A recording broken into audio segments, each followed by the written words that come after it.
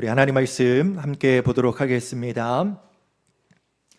함께 볼 말씀 마가복음 2장 13절로부터 17절까지 말씀입니다. 신약 성경 56쪽에 있습니다. 마가복음 2장 13절부터 17절까지 말씀 같이 한 목소리로 읽도록 하겠습니다. 시작. 예수께서 다시 바닷가에 나가심에 큰 무리가 나왔거늘 예수께서 그들을 가르치시니라. 또 지나가시다가 알페오의 아들 레위가 세관에 앉아 있는 것을 보시고 그에게 이르시되 나를 따르라 하시니 일어나 따르니라. 그의 집에 앉아 잡수실 때에 많은 세리와 죄인들이 예수와 그의 제자들과 함께 앉았으니 이는 그러한 사람들이 많이 있어서 예수를 따름이러라. 바리새인의 서기관들이 예수께서 죄인 및 세리들과 함께 잡수시는 것을 보고 그의 제자들에게 이르되 어찌하여 세리 및 죄인들과 함께 먹는가?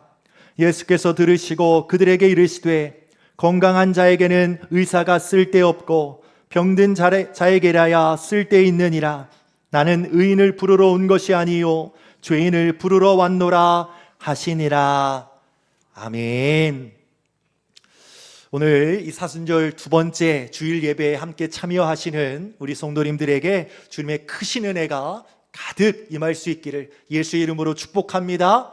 아멘. 우리 서로 축복하면서 함께 또 인사 나누도록 하겠습니다. 우리 함께 이렇게 인사했으면 좋겠습니다. 예수의 길을 걸어갑시다. 우리 함께 인사하겠습니다. 시작. 예수의 길을 걸어갑시다. 네, 예수의 길을 걸어갑시다. 네, 예수의 길을 걸어갑시다. 저희는 지금 사순절 기간 보내고 있습니다. 특별히 이 사순절이라는 것은요, 단지 우리가 금식하고 예수님께서 십자가에 달리신 것을 그것을 바라보면서 우리가 고통을 느끼는 그러한 시간이 아니라 사실 깊은 의미 가운데서는요, 예수님을 따라 나아가는 시간이 바로 사순절 기간이다라고 말씀드릴 수 있을 것 같습니다. 여러분, 왜 우리가 예수의 길을 걸어가야 될까요? 여러분, 사람은요, 우리가 잘 믿는다고 생각하면서도 사실 실상 살아가는 모습들을 보면 믿는 모습이 아니라 믿지 않는 모습으로 살아갈 때가 많이 있습니다. 전혀 다른 길을 가게 되는 모습들을 보게 되는 것이지요.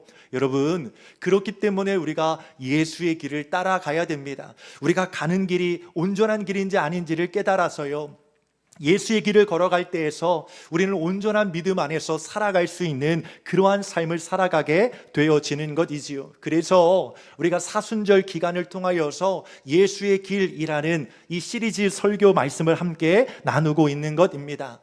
그럼 지난주에는요, 예수님의 첫 발걸음, 광야에서 시작된 예수의 길이라는 제목을 가지고 함께 말씀을 나누었습니다. 기억이 나실지 모르겠어요. 예수께서 가셨던 그 광야의 길은요, 비움의 자리였습니다. 또한 시험의 자리였습니다. 예수님은 그 자리에서 자신의 능력이 많음에도 불구하고요, 자신의 능력을 증명하지 않으셨고 하나님을 시험하지도 않으셨고요, 세상의 영광을 선택하지도 않았습니다. 광야에서 예수님은 철저하게 자신을 비우는 길을 선택했어요. 그리고 하나님의 말씀으로 모든 시험에서 승리하시고 말씀을 물리쳐셨고요, 예수의 길을, 그 첫 발걸음을 뗄 수 있었습니다. 여러분, 우리도 그러한 광야의 길, 나를 내세우는 길이 아니라 나를 비우고요, 겸손함으로 하나님의 말씀을 붙들고 그 말씀으로 세상 가운데 승리하는 삶, 그러한 삶, 광야의 삶이라 할지라도 그 길을 소중히 여겨서 그 길을 살아갈 수 있는 우리 성도님들 다 되실 수 있기를 간절히 소망합니다. 그 길이 때로는 힘든 길일 수 있지만요, 여러분, 끝까지 승리하는 길입니다. 그 사실을 꼭 기억하셨으면 좋겠습니다. 여러분, 그렇게 광야의 길, 자신을 비우는 길, 그 길을 시작하면서 예수님께서 향하신 곳은 어디였을까요? 영광의 자리였을까요? 자신의 이름을 드러내는 자리였을까요? 자신의 능력을 드러내는 자리였을까요? 여러분, 오늘 본문에서 말씀을 보니까 그렇지 않더라고요. 예수님께서 향하셨던 자리는요, 오히려 죄인의 자리, 아무도 찾지 않는 그 자리로 나아가는 것을 오늘 말씀을 통하여 우리는 살펴볼 수 있습니다. 여러분, 오늘 말씀을 통하여서 왜 예수님께서 죄인의 자리로 향하셨는지 함께 깊이 묵상해 보는 시간이 되었으면 좋겠고요. 그 예수님의 모습을 통하여 우리가 함께 해야 될 자리는 어디인가라는 것을 생각해 볼 수 있는 귀한 시간 되었으면 좋겠습니다. 우리 하나님 말씀으로 한번 들어가 보겠습니다. 오늘 본문 말씀 마가복음 2장 13절 말씀 먼저 한 번 더 읽어보도록 하겠습니다. 마가복음 2장 13절입니다. 시작. 예수께서 다시 바닷가에 나가심에 큰 무리가 나왔거늘 예수께서 그들을 가르치시니라. 아멘. 오늘 본문의 말씀의 첫 시작은요, 예수님께서 큰 무리를 가르치는 것에서 시작되고 있음을 보게 되어집니다. 여기에서 여러분, 큰 무리는 어떤 그런 상황을 이야기하는 걸까요? 큰 무리는 무엇을 가리키는 걸까요? 여러분, 특정 계층이 아니라요, 가난한 자 혹은 병든 자 혹은 노인이나 아이 상관없이 누구나 모든 사람을 포함하는 그러한 말이 큰 무리입니다. 예수님께서 그러한 누구와 상관없이 그 사람들을 가르치셨다라는 것입니다. 여기에서 가르치시니라 라는 것은요, 미완료 과거 시제가 사용이 됩니다. 과거에서부터 지금까지 계속해서 이 행동을 계속하고 있다라는 것인데요, 무엇을 계속하고 있다라는 겁니까? 가르치는 일을 계속하고 있다라는 것입니다. 다시 말해서 큰 무리, 누구나 상관없이 예수님께 나오는 모든 사람들을 예수님께서는요, 과거에서부터 반복해서 계속해서 그들을 가르치셨다라고 말하고 있는 것입니다. 여러분, 예수님께서 가르치신 것이 무엇이었겠습니까? 어떻게 하면 잘 먹고 잘 사는가? 여러분, 이거 가르쳐 주셨을까요? 아니었겠지요. 예수님께서 가르치신 것은요, 구원의 복음이었음을 믿으시기를 바랍니다. 모든 사람 상관없이 그 사람을 사랑하는 마음으로 그 사람들에게 구원의 복음을 전하여서 그 복음을 붙드는 자들마다 구원받아 새로운 생명으로 살아갈 수 있도록 만들어 주신 것입니다. 그렇게 예수님의 마음은요, 모든 사람을 향해 다 나아가 있다라는 것을 우리에게 알려주는 것입니다. 예수님의 사역은요, 닫힌 사역이 아니었습니다. 특정한 소수의 사람만을 위한 사역이 아니었습니다. 모든 사람을 위한 사역, 누구에게나 열려 있었던 그러한 사역이었다라는 것입니다. 심지어 죄인에게까지 나아가는 사역이었음을 오늘 본문의 말씀은 이야기하고 있습니다. 그래서 오늘 말씀은요, 큰 무리가 있던 바닷가에서 시선을 좁혀서 어디로 향하고 있는가라는 것을 보니까요, 14절에 보니까 죄인의 자리인 세관으로 그 자리를 옮기시는 것을 볼 수 있습니다. 우리 14절 말씀 한번 볼까요? 14절입니다. 같이 읽습니다. 시작. 또 지나가시다가 알페오의 아들 레위가 세관에 앉아 있는 것을 보시고 그에게 이르시되 나를 따르라 하시니 일어나 따르니라. 아멘. 여러분, 여기에서 이 14절 말씀에서 중요한 단어 하나가 나오는데요, 보시고라고 번역된 헬라어 에이덴이라는 단어입니다. 보다, 보시다 라는 뜻을 가지고 있는데요, 바라보다, 인식하다, 깨닫다 라는 의미를 포함하고 있습니다. 그런데 성경에서요, 보다라는 표현, 특별히 예수님께서 바라보다라고 표현하실 때는요, 단순히 그냥 눈으로 스쳐 지나가면서 우리가 풍경을 본다, 자연을 본다, 이러한 개념으로 말하고 있는 것이 아니라요, 특별한 관심을 가지고 바라보는 것, 마음을 두고 주목하는 것을 이야기할 때 보다라는 이 에이덴이라는 단어를 사용하고 있다라는 것입니다. 그러니까요, 예수님께서 레위, 세관의 자리에 앉아 있었던 레위를 보셨다라는 것은요, 그 자리에 앉아 있었던 그 레위를 스쳐 지나가면서 바라보았다는 것이 아니라요, 그 레위를 마음에 품고 특별한 마음으로 그를 바라보았다라는 그 의미를 포함하고 있는 것입니다. 여러분, 그 당시 여러분 잘 아시겠지만요, 세리라는 직업은 로마, 그 유대 땅을 통치하고 있었던 로마를 대신하여서 세금을 걷어들이던 그러한 사람들을 세리라고 했고요. 이 세리는요, 당시 유대인들에게 굉장히 미움을 받던 사람이었습니다. 왜 그런가 하면 그냥 세금만 걷어들이는 것이 아니라 자신들의 배를 배불리기 위하여서 더 많은 세금을 더 거둬들였던 사람들이 이 세리라는 사람들이었기 때문입니다. 그렇기 때문에 유대인들에게 있어서 이 세리는요, 배신자였고요, 죄인 취급을 받던 사람들이었다라는 겁니다. 세관에 앉아있던 레위 역시 사람들의 눈에는 똑같아 보였던 그러한 사람이었던 것이지요. 그런데 예수님의 시선은 그렇게만 바라보지 않았다라는 겁니다. 예수님은요, 그의 세리라는 직업 너머를 보셨어요. 사람들이 붙여놓은 낙인 너머를 보셨고 그의 현재 모습에 갇혀있지 않으셨다라는 겁니다. 그러나 우리가 한 가지 분명히 해야 할 것은요, 예수님이 레위가 뭔가 변화될 가능성이 있어서 그를 바라보신 것이 아니라, 그에게 어떤 능력이 있어서 그를 찾아가신 것이 아니라, 여러분, 단지 은혜로 말미암아 그를 찾아갔고요, 그를 바라봤고요, 그를 불러주셨다라는 것입니다. 은혜라는 거예요. 은혜라는 것. 여러분, 이것이 복음의 시선이고요, 예수의 시선이고요, 믿는 우리가 가져야 될 시선이라는 겁니다. 우리는요, 너무나 쉽게 사람을요, 과거의 모습으로 판단합니다. 또한 우리는 사람을 직업으로 판단할 때도 있습니다. 때로는 들리는 소문으로 그 사람을 판단할 때가 있습니다. 그러나 예수님은요, 사람을 무엇으로 보셨다고요? 은혜의 대상으로 보셨다라는 겁니다. 세관에 앉아있던 레위는 사람들의 눈에는 돈을 쫓는 세리일 뿐이었지만 예수님의 부르심 안에서 그는요, 예수님의 제자가 될 수 있었습니다. 정죄의 시선이 아니라 그를 초청의 시선으로 바라보신 것입니다.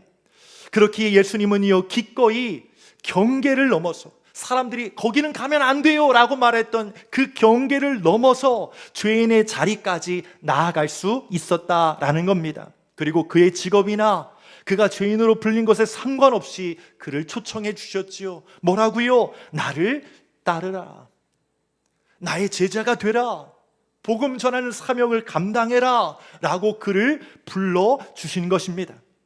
여러분, 이처럼 예수님은요, 멀리 서서 회개하라 라고만 말씀하셨던 분이 아니셨습니다. 직접 찾아가셨던 분이셨습니다. 사람들이 가까이 하기 싫었던 그 자리, 손가락질 받던 그 자리까지 예수님 먼저 찾아가셨다라는 거 꼭 기억하셨으면 좋겠습니다. 예수님께서 경계를 넘으셨기에 세리 레위가 예수님의 제자 레위 마태가 될 수 있었다라는 것을 기억할 수 있기를 소망합니다.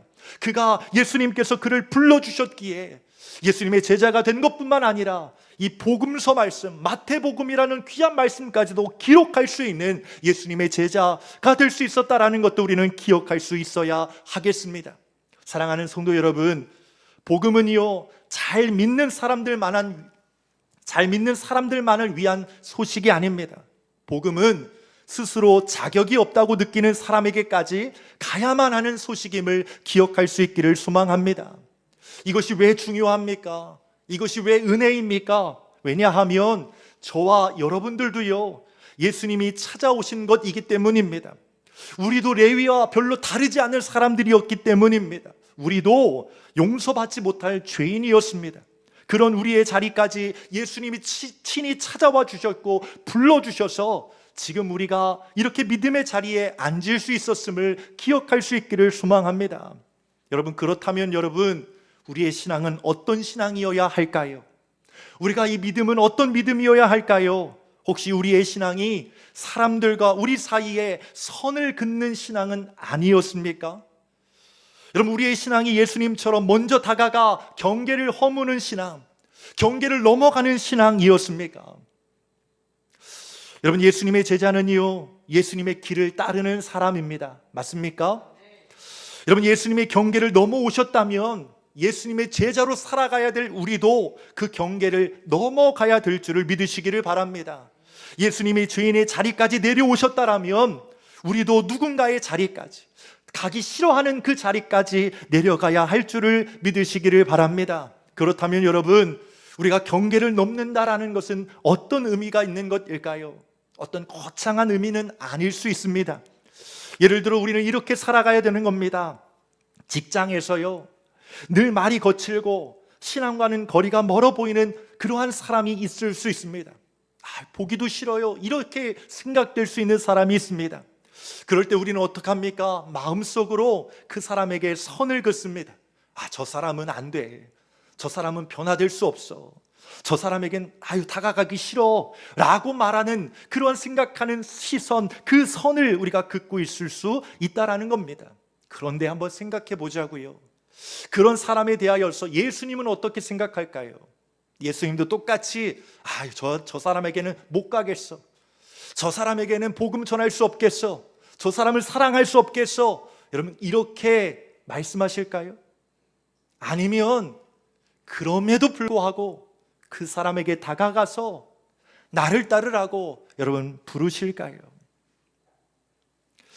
여러분, 또 어떤 가정에서는요, 오랫동안 교회에 나오지 않는 가족이 있을 수 있습니다. 믿음이 없다며, 고집이 세다며, 우리는 속으로 그 거리를 두거나 포기할 수 있습니다. 이게 안 될 것 같아. 그래서 애초에 포기하는 그런 모습들이 있을 수 있다라는 것이지요. 하지만 예수님의 제자는 어떻다고요? 포기하는 사람이 아니다라는 겁니다. 기도로, 사랑으로, 기다림으로 그 자리에 서서 또한 다가가서 그에게 예수의 길을 가르쳐주는 것, 그것이 예수의 제자의 모습, 경계를 넘어서는 우리들의 모습이어야 할 줄을 믿으시기를 바랍니다. 여러분, 경계를 넘는다라는 것은요, 죄를 가볍게 여긴다라는 것은 아닙니다. 다만 사람을 포기하지 않는다라는 겁니다. 사람에게 손을 내민다라는 겁니다. 먼저 말을 거는 것입니다. 함께 밥 한 끼를 나누는 것이고요, 그에게 다시 한번 기회를 줄 수 있어야 하는 것입니다. 여러분, 예수님이 세관 앞까지 가셨기에 레위가 일어설 수 있었습니다. 어쩌면 누군가는요, 우리가 먼저 다가가 줄 때 그 사람이 비로소 일어서서 믿음의 길을 갈 수 있을지도 모르는 것입니다. 그렇기에 예수님이 경계를 넘어오셨다면 우리도 한 걸음 그 경계를 넘어갈 수 있는 그런 믿음과 결단이 오늘 말씀을 통하여 우리에게도 생겨날 수 있기를 간절히 소망합니다. 이것이 복음의 길이고요, 이것이 예수의 길임을 기억하는 저와 여러분들 되시기를 간절히 소망합니다. 아멘. 우리 이어서 마가복음 2장 15절 말씀도 보도록 하겠습니다. 마가복음 2장 15절입니다. 시작. 그의 집에 앉아 잡수실 때에 많은 세리와 죄인들이 예수와 그의 제자들과 함께 앉았으니 이는 그러한 사람들이 많이 있어서 예수를 따름이러라. 아멘. 여러분, 오늘 본문의 말씀은요, 예수님께서 세관으로 경계를 넘어 그냥 레위를 부르신 것으로 끝나지 않았다라는 것을 우리가 알게 되어집니다. 레위의 집 안으로 들어가서 어떻게 했어요? 그들과 함께, 레위만 있었던 것도 아니고 레위와 함께 있던 세리들, 또 죄인이라고 불리웠던 사람들까지도 그 식사의 자리에 함께 있었던 것을 보게 되어집니다. 그러면서 오늘 본문의 말씀에서는요, 예수와 그의 제자들이 함께 앉았다라고 표현하고 있습니다. 함께 앉았다. 여러분, 함께 앉았다라는 표현이 굉장히 중요한데요, 이 표현은요, 단순히 같은 공간에 있었다라는 정도가 아니었습니다. 고대 유대 문화에서는요, 식사를 함께 한다라는 표현은 같은 높이에서, 같은 자리에서 서로 옆을 기대어서 음식을 나누는 그러한 표현을 말하고 있는 겁니다. 이것은요, 나는 당신과 함께 할 것입니다.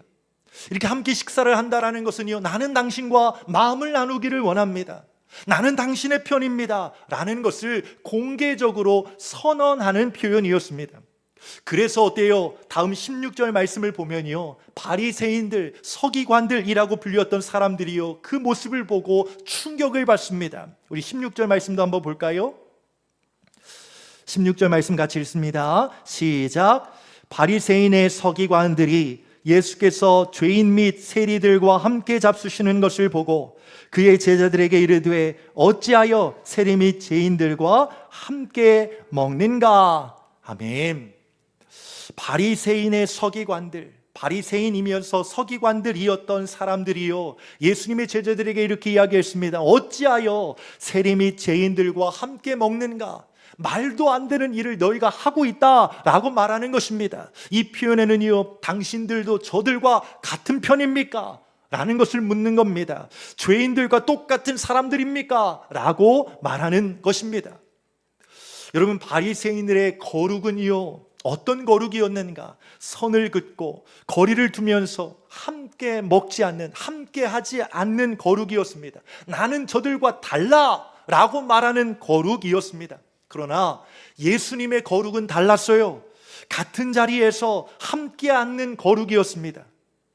여러분, 아까도 말씀드렸지만 그렇다고 예수님이 죄 없다 말하는 분은 아니었습니다. 죄를 지어도 괜찮다라고 말씀하시는 것도 아니었습니다. 다만 죄인이라 할지라도 그들도 구원받아야 될 대상, 사랑해야 될 대상으로 여기고 외면하지 않으셨다라는 겁니다. 복음이라는 것은요, 멀리 서서 외치기만 하는 것이 아닙니다. 복음을 전한다고 할 때 예수 믿으십시오, 대상 없이 아무에게나 소리치면서 말하는 것이 복음이 아니다라는 겁니다. 어떤 마음이 있어야 되는 거예요? 사랑의 마음이 있어야 됩니다. 저들과 내가 다르지 않다라는 마음, 그 마음이 있을 때, 그들에게 복음을 전할 때, 사랑의 마음을 전할 때 그들에게 복음이 전해질 수 있게 되어지는 것입니다. 우리는 때로 이렇게 생각할 수 있어요. 저 사람의 모습, 저 사람의 말, 저 사람의 행동을 보면서 저 사람은 아직 교회에 나올 준비가 안 된 사람이야. 저 사람은 복음을 들을 준비가 안 된 사람이야. 저 사람은 좀 더 변해야 돼 라고 이야기하면서 함께 하지 않는 것이지요. 다가가지 않는 것이지요. 그러나 예수님은요, 변하면 오라고 이야기하지 않으셨어요. 우리의 마음처럼 저 사람이 변하면 내가 다가가야지 라고 말씀하시는 것이 아니라, 변화되지 않았을 그때 예수님께서는 친히 찾아가 주셔서 함께하는 자리, 함께 식사를 하며 같은 자리에서 그들을 품어주셨다라는 것입니다. 사랑하는 성도 여러분, 교회는 어떤 곳이어야 될까요? 교회는 변화된 사람들만 와야 되는 곳입니까? 그런 사람들만 환영해야 되는 곳이 교회여야 할까요? 그렇지 않습니다. 교회는 완성된 사람들이 모이는 곳이 아닙니다. 교회는 이미 깨끗한 사람들만 모이는 곳이 아닙니다. 교회는요, 회복이 시작되는 자리입니다. 그렇기에 누구나 아직 변화되지 않아도, 아직 모자라도, 아직 부족해도 그 교회는 그 사람들이 교회에 왔을 때 환영하고 기뻐하고 그들을 맞을 준비를 할 수 있어야 하는 것입니다. 예수님이 세리의 집 식탁에 앉으셨다면 우리 교회도, 우리 모두도 누군가에게 그런 자리가 되어줘야 하지 않을까요? 사랑하는 성도 여러분, 여러분은 지금 누구와 함께 앉아 있습니까? 혹시 누구와 함께 하고 계십니까? 혹시 우리는 누구와는 절대 함께하지 않겠다고 선을 긋고 살아가고 있지는 않으십니까? 저 사람들에게는 나는 다가가지 않겠다라고 결심하며 살아가고 있는 모습이 우리의 모습이지는 않을까? 예수의 모습을 바라보면서 다시 한번 우리의 모습을 점검할 수 있기를 소망합니다. 예수님은 식탁까지, 함께하는 자리까지 그렇게 경계를 넘어갔습니다. 경계를 한 번 넘으신 것이 아니라 끝까지 넘어가셨습니다. 넘지 않으면 그 어떤 복음도, 어떤 역사도 나타나지 않습니다. 우리 샘솟는교회와 성도님들은 기꺼이 경계를 넘어 단지 한 발자국만 나아가는 것이 아니라 그에게 더 가까이 나아가 함께하는 자리까지 나아가 그 사람, 복음이 필요한 사람, 사랑이 필요한 사람들과 함께하여 그 영혼을 변화시킬 수 있는 믿음의 사람들 다 될 수 있기를 간절히 소망합니다. 여러분, 마지막 17절 말씀 한번 보도록 하겠습니다. 오늘 예수님께서 마지막으로 우리에게 주신 말씀인데요, 참 중요한 말씀입니다. 우리 17절 말씀 같이 한번 읽겠습니다. 시작. 예수께서 들으시고 그들에게 이르시되 건강한 자에게는 의사가 쓸데없고 병든 자에게야 쓸데있느니라. 나는 의인을 부르러 온 것이 아니요 죄인을 부르러 왔노라 하시니라. 아멘. 예수님께서는요, 바리새인들의 질문을 들으셨습니다. 어찌하여 그들과 함께 있느냐라는 그 말을 들었어요. 그 질문을 듣고요, 예수님은 비유로 말씀하기 시작합니다. 건강한 자에게는 의사가 쓸데없고 병든 자에게라야 쓸데있다 라고 말씀하셨습니다. 예수님을 자신을 의사로 비유하셨어요. 그리고 세리와 죄인을 병든 자로, 또 바리새인과 같은 사람들을 건강한 자로 비유하셨습니다. 그런데 여기에서 우리가 한 가지 분명히 이해할 것이 있습니다. 여러분, 예수님께서 바리새인들을 건강한 자로 비유했다라고 해서 여러분, 그들이 진짜 건강한 사람으로 인정한 것일까요? 진짜 그들은 건강한 사람이었을까요? 사실 그렇지 않았습니다. 예수님은 그들이 실제로 건강하다고 말씀하신 것이 아니라 바리새인들 스스로가 건강하다고 생각하는 사람들이라고 말하고 있는 거예요. 병이 없어서 의사가 필요 없는 것이 아니라 병이 있어도 자신들의 병을 인정하지 않으면 의사를 찾지 않는 것이지요. 바리새인들의 문제는 죄가 없어서가 아니라 자신들은 죄인이 아니다라는 그렇게 믿고 있는 모습들 때문이었다라는 것입니다. 반면 세리와 죄인들은 어떠했습니까? 그들은 이미 사회적으로 죄인 취급받던 사람이었어요. 죄인으로 낙인 찍혔던 사람입니다. 자신들이 의롭다고 주장할 수 없었던 사람들이었어요. 자신의 힘으로는 하나님 앞에 설 수 없다는 사실을 알고 있던 사람들이었습니다. 그래서 예수님은요, 나는 의인을 부르러 온 것이 아니요 죄인을 부르러 왔다라고 말씀해 주신 것입니다. 여기서 부르러라고 말하는 것, 부르다라는 말은요, 헬라어로 보면 칼레오라고 이야기합니다. 단순히 이름을 한번 불렀다라는 의미가 아니라 새로운 삶으로 당신을 초청합니다 라는 의미를 가지고 있는 것. 의인을 부르러 온 것이 아니라 죄인을 부르러 왔다 해서 이 죄인을 새로운 삶으로 초청합니다 라는 뜻을 가지고 있는 것이 바로 부르다라는 것입니다.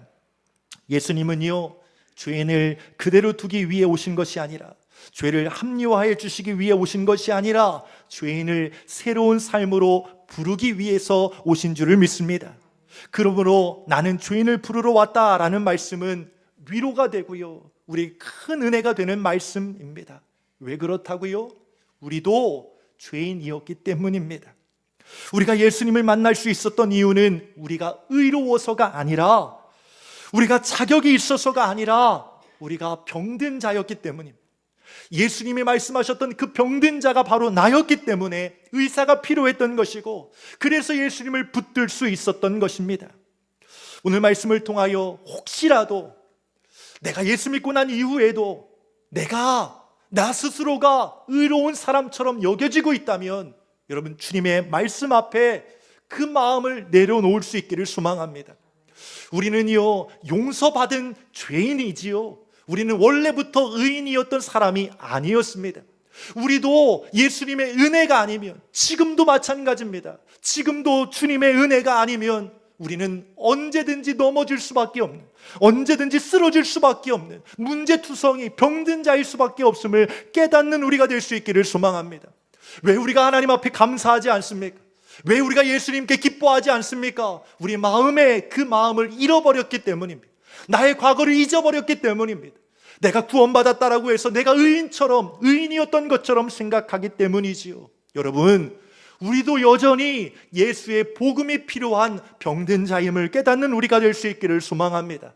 날마다 주의 은혜를 구해야 되는 사람임을 기억할 수 있는 우리가 될 수 있기를 소망합니다. 그래서 주의 말씀, 주님께서 나에게 찾아온 모든 그러한 순간순간들이 우리에게 있어서 큰 기쁨이요, 큰 감사의 고백이 될 수 있는 우리 모두 될 수 있기를 간절히 소망합니다. 또한 우리는 예수의 길을 걸어가야 되는 자임을 믿으시기를 바랍니다. 우리도 마찬가지로 예수님께서 걸어가셨던 길, 경계를 넘어 죄인에게까지, 경계를 넘어 병든 자에게까지, 문제투성이였던 사람들에게까지 다가가 주셨던 것처럼 우리도 어렵지만 경계를 넘어 우리의 마음 가운데 정말 제외시켰던 사람, 저 사람은 안 된다고 여겼던 사람, 어렵지만 힘들지만 이 사순절의 기간을 맞이하여서 그 사람들에게까지 용기를 내어 다가가 복음을 전할 수 있는 우리가 되어 하나님의 큰 기쁨이 되는 예수의 길을 걸어가는 우리 모두 될 수 있기를 예수 그리스도의 이름으로 간절히 축원합니다. 아멘.